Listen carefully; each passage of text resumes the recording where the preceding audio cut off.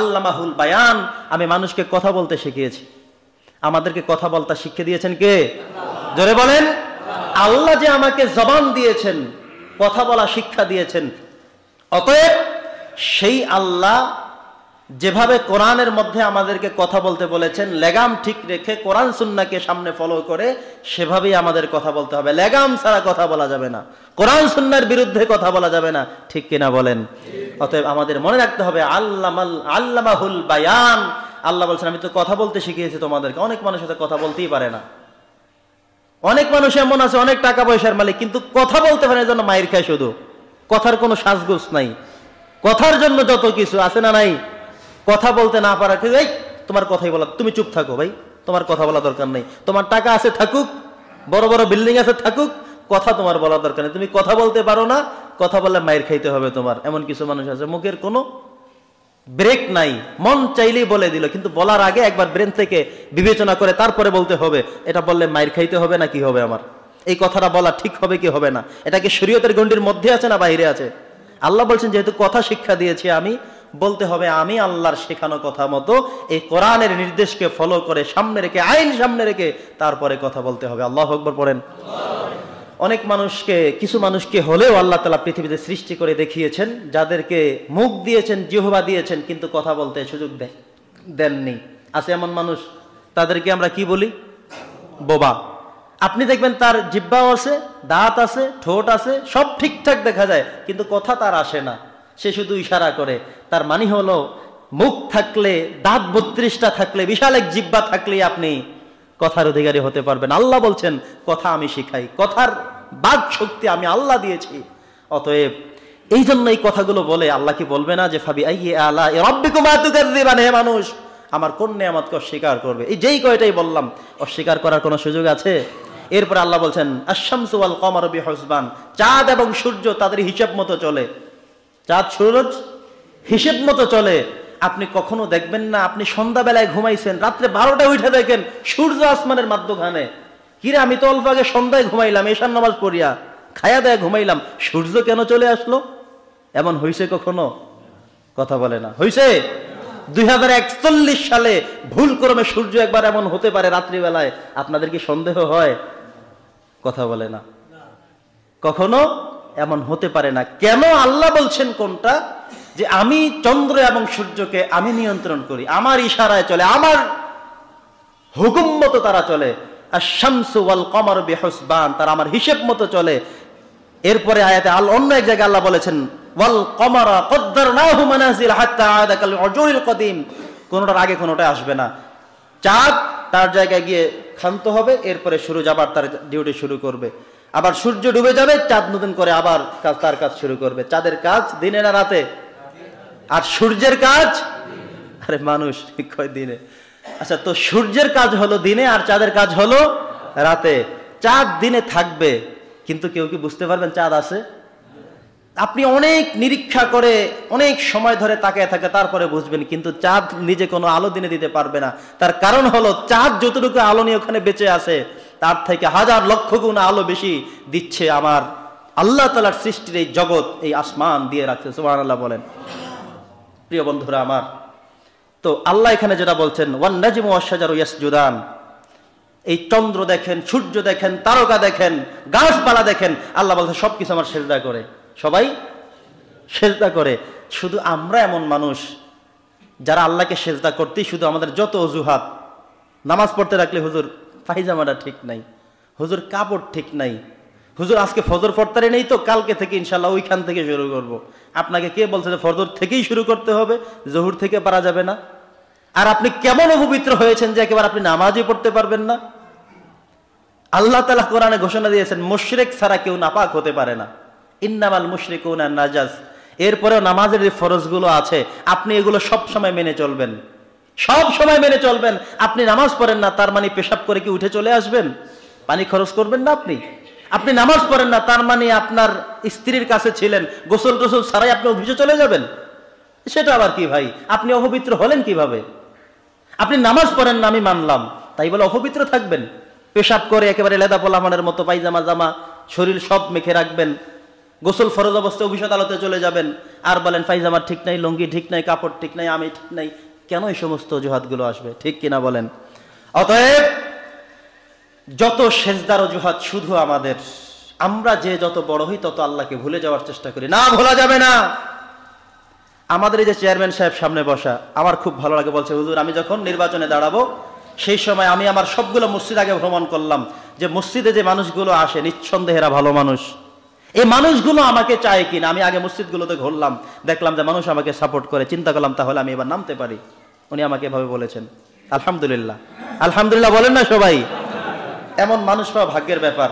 কোনো কোনো জায়গায় এমন আছে চেয়ারম্যানরা সপ্তাহে একদিনও মসজিদে আসে না, কথা কমনে যায়, মিডিয়ার যুগ। আমাদের গ্রামে এমন আছে জীবনে নামাজ পড়ে না। আমি 2-3 বছর পর্যন্ত এক জায়গায় ইমামতি করি, আল্লাহু আকবার, একটা দিন ভুলেও আমি মসজিদের জায়গায় দেখলাম না। আল্লাহ, তো আমরা তো এখানে এমন একজন চেয়ারম্যান পেয়েছি, আমি প্রত্যেক জুমায় তাকে পাই, কোনো জুমায় না থাকলেও ইচ্ছে করে বলে, হুজুর আমি এই কারণে অমুক জায়গায় ছিলাম, আসতে পারি নাই। তো যাই হোক, আলহামদুলিল্লাহ, যেটা বলছিলাম, আমাদেরকে আল্লাহ তাআলা বড় করতেছেন, বড় করবেন, অনেক বড় হব। দুনিয়াতে কত বড় হই সেটা বড় বিষয় না, সবচাইতে বড় বিষয় হলো আমি পরকালে কত বড় হওয়ার জন্য কাজ করছি, পরকালের জন্য কতটুকু করছি সেটা আবার সবচেয়ে বড় বিষয়। এখানে কয় টাকার, কয় লক্ষ টাকার, কয় তলার বিল্ডিং এর মালিক হলে আপনি বড় হবেন, সেই বড় কিন্তু বড় না।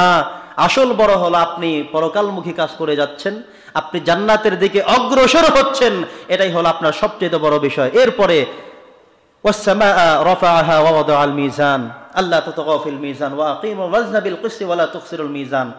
আল্লাহ তাআলা এখানে মিজানের কথা বলেছেন, পাল্লার কথা বলেছেন, ওয়েটের কথা বলেছেন। আল্লাহ কিয়ামতের দিন আপনাকে আমাকে আমাদের আমলগুলো যে হিসাব করবেন, সেটা কিন্তু ওই যে দাড়ি পাল্লা দিয়ে হিসাব করবেন না। দাড়ি পাল্লা বুঝেন, এমন উপরে টান দিলে একটু বেশি হইলেও হয়, এইভাবে বেশি কমের জায়গা দিয়ে আল্লাহ তাআলা দাড়ি পাল্লা মাপবেন না। এই মিজান বলতে এমন মিজান, আপনি দেখবেন স্বর্ণকারের দোকানে গেলে গ্লাসের মধ্যে করে ছোট্ট একটা ওয়েটের ব্যবস্থাপনা তাদের কাছে আছে, মিজান আছে তাদের কাছে। এটার মধ্যে একটু স্বর্ণের টুকরা দিবে, আর আপনারা আরেক পাল্লায় তার ওয়েটের সেই পাল্লা দিবে, দিয়ে গ্লাস আটকিয়ে তারপর এটার হিসাবটা করবে, যাতে সামান্য পরিমাণ বাতাসের সেই ওয়েটও এখানে ঢুকে নাই। কথা বুঝতেছেন? বাতাসের তো একটা ওয়েট আছে, এবং তারা ফ্যান বন্ধ করে বিভিন্ন ভাবে তারা এখানে দিবে, যাতে করে কোনো অন্য ওয়েট না আসে, একেবারে অ্যাকুরেটলি হিসাবটা আসবে। আল্লাহ তাআলা করবেন ঠিক এভাবে যেভাবে করে স্বর্ণকাররা। সুবহানাল্লাহ বলেন। এভাবে হলো মিজান, এভাবে হলো দাড়িপাল্লা, এভাবে আল্লাহ তাআলা হিসাব করে আপনাকে আমাকে জান্নাত দিবেন। ফামান ইয়ামাল মিসকালা যাররা, আল্লাহ বলে দিয়েছেন যে যাররা পরিমাণ, অনুপরিমাণ, ক্ষুদ্র থেকে ক্ষুদ্র পরিমাণ কোন নেক আমল তুমি করেছো, বাদ পড়বে এটা হতে পারবে না। সামান্য কোনো গুনাহের কাজ করেছো, মনে করবা এইটা আবার কি হয়, আল্লাহ বলবেন এইটা কি হয় সেটা আর হবে না, বরং সেটাও তোমার খাতায় উঠে যাবে। আল্লাহু আকবার বলেন। সারার কোনো সুযোগ নাই। আপনি একজনকে একটা সালাম শুধুমাত্র দিলেন, সাথে সাথে নেকি উঠে যাবে। একটু হাসি দিয়ে কথা বলেন, ভাই কেমন আছেন, এইটাও খাতায় উঠে যাবে যে লোকটা হাসি মুখে কথা বলে একটা সৎকার সওয়াব পেয়ে গেল। কিছু মানুষ এমন আছে, ওনাদেরকে হাসি দেওয়াই যায় না, কাতুকুতু দিলে আসে না। এটা কেমন মানুষ? আল্লাহ, আপনি যদি হাসি মুখে কথা বলেন, আল্লাহ রাসূল বলেছে সদকা করার মতো, সে শুধু হাসে কথা বলবে, হাসি মুখে কথা বলবে, এতে সে সওয়াব পাবে, তার আমলনামায় উঠবে। সুবহানাল্লাহ পড়েন। আপনি যে হাসি মুখে কথা বলেছেন, সেই সওয়াবটা কিয়ামতে গিয়ে পাবেন। আপনি দেখবেন আপনার আমলনামায় খাতার মধ্যে লেখা আছে আপনি হাসি মুখে কথা বলেছেন, হাসি মুখে সৌজন্য বোধ করেছেন। সুবহানাল্লাহ। তো এটাই হলো মিজান। তো এভাবে করে করে আসলে সময় তো একেবারে শেষ পর্যায়ে, এভাবে করে করে আল্লাহ তাআলা এই শেষে এসে বলেছেন ফাবি আইয়ি আলা'i রাব্বিকুমা তুকাযিবান। এরপরে মানুষ সৃষ্টির যেই বিবৃতি আল্লাহ দিয়েছেন, খলাকাল ইনসানা মিন সলসলিন কাল ফাখর, মানুষকে কেমন মাটি দিয়ে সৃষ্টি করেছেন, জিনদেরকে কিভাবে সৃষ্টি করেছেন, এই সবগুলো আল্লাহ তাআলা এখানে তুলে ধরেছেন। সবচেয়ে বড় মজার ব্যাপার হলো, আশ্চর্যের বিষয় হলো, আল্লাহ তাআলা এই সূরার মধ্যে বারবার ফাবি আইয়ি আলা'i রাব্বিকুমা তুকাযিবান বলেছেন। এখানে এমন কতগুলো গুরুত্বপূর্ণ ইম্পর্টেন্ট আয়াত আছে যে আয়াতগুলোর শেষে আল্লাহ বারবার প্রশ্ন করেছেন, আমি কি তোমাদেরকে এইটা দেই নাই? আমি কি তোমাদেরকে খাওয়াই না? আমি কি তোমাদেরকে বাঁচাই না? আমি কি তোমাদেরকে সূর্য আলো দিয়ে তোমাদেরকে আলোর মধ্যে রাখি না? আমি কি তোমাদেরকে রাতে চাঁদের আলো দেই না? গাছপালাগুলো সব সেজদা করে, তোমরা কেন সেজদা করো না? আমি তোমাদেরকে এত অফুরন্ত নেয়ামতের মধ্যে ডুবিয়ে রাখার পরেও তোমরা কেন আমাকে ভয় করো না? তোমরা কেন পরকালকে ভয় করো না? এই সবগুলো কথা আল্লাহ তাআলা বারবার প্রশ্ন করেছেন। এই সূরার মধ্যে কত চমৎকার করে বলেছেন। আপনি আজকে একটু নিজের মধ্যে একটা কৌতূহল ঢুকান যে সূরা আর রহমান কোরআন মাজিদের 55 নম্বর সূরা। কত নম্বর সূরা? জোরে বলেন 55 নম্বর সূরা। রুকু হলো মাত্র 3টা, আয়াত হলো 78টি। এই 78টি আয়াতের শুধুমাত্র 31টি আয়াত শুধুমাত্র একরকম, সেটা হলো ফাবি আইয়ি আলাই রাব্বিকুমা তুকাজ্জিবান। আল্লাহ আপনাকে, আমাকে, আমাদের সবাইকে এই প্রশ্নটা বারবার করেছেন যে আমার কোন কোন নিয়ামতগুলোকে তোমরা অস্বীকার করবে, কোন নিয়ামতকে অস্বীকার করবে, অস্বীকার করার মতো আছে কোনটা, তোমাদেরকে দেই নাই কোনটা, সব দিয়েছি।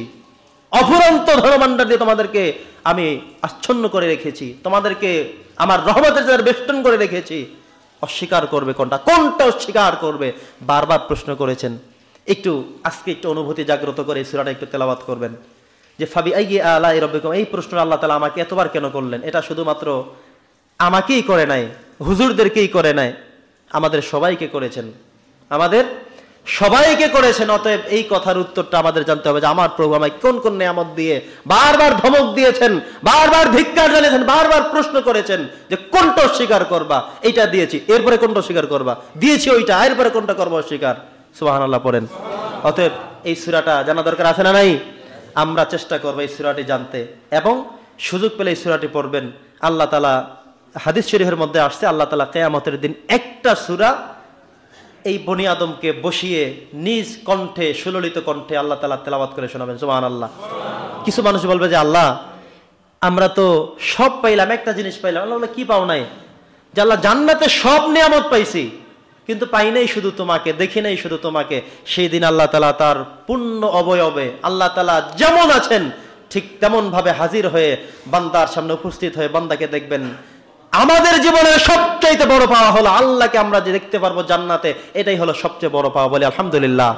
আল্লাহ তুমি আমাদেরকে সেই জান্নাত দান করো যেই জান্নাতে আমরা তোমাকে পাবো। আলহামদুলিল্লাহ। এই জন্য একটি সঙ্গীত আমরা গাই, মালিক তুমি জান্নাতে তোমার পাশে আমার জন্য একটি ঘর বানিয়ে দাও।